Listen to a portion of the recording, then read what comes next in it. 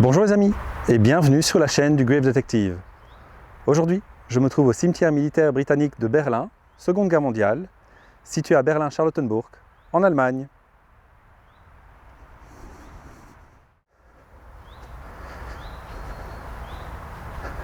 La tombe qui nous intéresse aujourd'hui est celle d'Albert Michael Sinclair.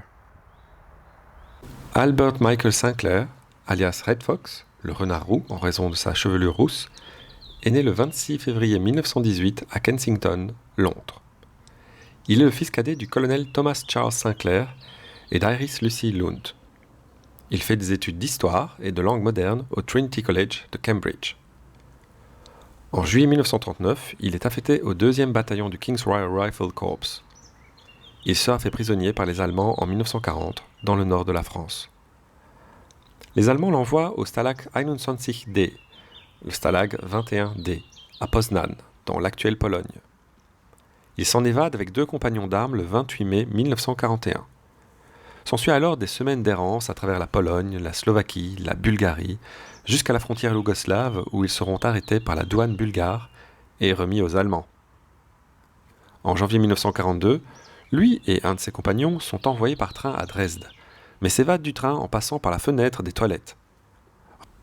Recapturé quelque temps plus tard, Michael Sinclair sera finalement envoyé en juillet 1942 au château de Colditz.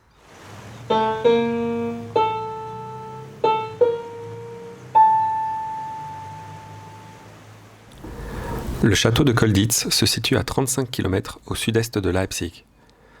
Le château actuel a principalement été construit au XVIe siècle, mais l'histoire de cette forteresse remonte au XIe siècle. Au début de la prise de pouvoir par les nazis, le château fut brièvement utilisé comme camp de concentration afin d'y enfermer principalement des opposants politiques avant d'être converti comme sanatorium. Et puis, en 1939, le château fut une fois de plus converti, cette fois-ci en camp de prisonniers de guerre. Ce camp prit le nom d'Hoflag 4C, Hoflag 4C. Il s'agissait d'un Sonderlager pour officiers, c'est-à-dire un camp spécial pour officiers. Spécial en ce sens qu'il s'agit d'un camp de haute sécurité, où les Allemands regroupaient les prisonniers de guerre ayant tenté de s'évader. Avec ses avantages, on regroupe en quelque sorte les prisonniers récalcitrants, et ses inconvénients, on regroupe en quelque sorte des spécialistes de l'évasion, évasion ratée certes, mais spécialistes de l'évasion malgré tout. Colditz accueille ses premiers prisonniers, des officiers polonais, en novembre 1939. Des prisonniers d'autres nations les rejoindront. En juillet 1941, on compte environ 500 officiers prisonniers, avec une grande majorité de prisonniers français. Cette proportion évoluera au fil de la guerre, certains contingents étant déplacés vers d'autres camps de prisonniers. Ainsi, durant les dernières années de la guerre, Colditz accueillait presque uniquement des prisonniers britanniques et américains.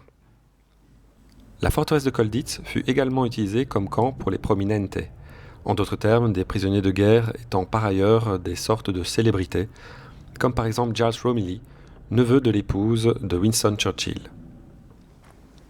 De nombreuses tentatives d'évasion ont eu lieu au sein de la forteresse de Colditz, et on retrouve ici tous les classiques de l'évasion. Creuser des tunnels, se déguiser en soldats allemands, se déguiser en femme, mais également quelque chose d'un peu moins classique, comme la construction d'un planeur dans les greniers du château. Lors de chaque tentative d'évasion, les Allemands collectaient le plus d'informations et d'équipements possible, au point même de créer un mini-musée des évasions, dans le but d'apprendre et d'améliorer la sécurité du camp. Les prisonniers furent officiellement libérés par l'armée américaine le 16 avril 1945. Officiellement, car en vérité, les officiers de la Wehrmacht administrant le château s'étaient déjà secrètement rendus aux prisonniers auparavant. Mais revenons à l'année 1942 et à Michael Sinclair. À son arrivée à Colditz en juillet 1942, Michael Sinclair tente immédiatement de s'évader. Il devait être emmené à Leipzig pour passer en cour martiale, mais s'évada depuis la caserne de Leipzig où il était retenu. Michael fut recapturé par les Allemands quelques jours plus tard, à Cologne.